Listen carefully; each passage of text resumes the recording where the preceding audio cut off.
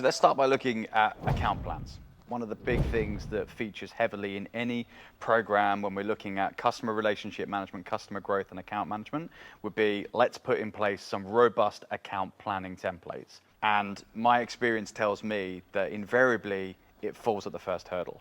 Why does it fall at the first hurdle? Firstly, businesses make them way too complex. Like, salespeople are not renowned for loving levels of detail and process and planning that would sit in a complex document of 15 to 20 pages of loads and loads of information. That's the second thing, is information.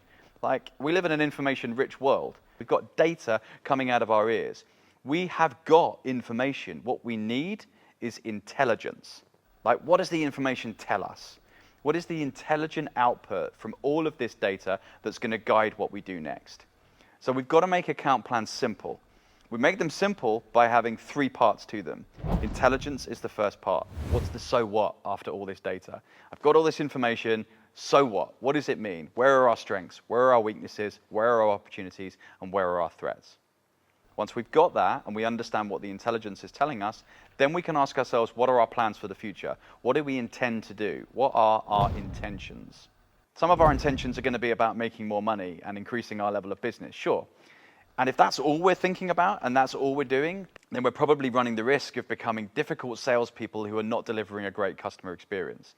We've got to think about how our intentions grow and deliver additional value, and what intentions that we have to develop on the relationships with the individuals we're building a partnership with.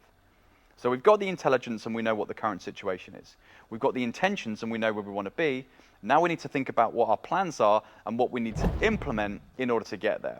Why do account plans fail? First of all, they're too big, they're too long, they're too complex. Let's boil them down to 3 simple parts: intelligence, intentions, and implementation. Secondly, my view and my experience, salespeople and account managers never ever saw the value of an account plan while they were filling it in. That's the difficult bit. It's the legwork we've got to do in order to get to the end result. The value of an account plan is when you reflect with it. When you read it and you ask yourself, what is this telling me that's going to guide my next steps? Use it and reflect on it as a salesperson or account manager as a tool, a dynamic tool for your working day. The second time that you're going to see the value in it is when you interact with the account plan and other people, whether that's your peers, your team, or your manager or your coach. Have someone else shine a light on the things that you're not seeing.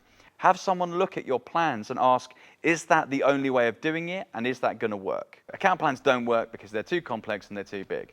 They equally don't work because we've put so much effort and onus on filling them in that we don't then see it through to the valuable interactions, either reflecting on our own or dealing with our line managers or our peers.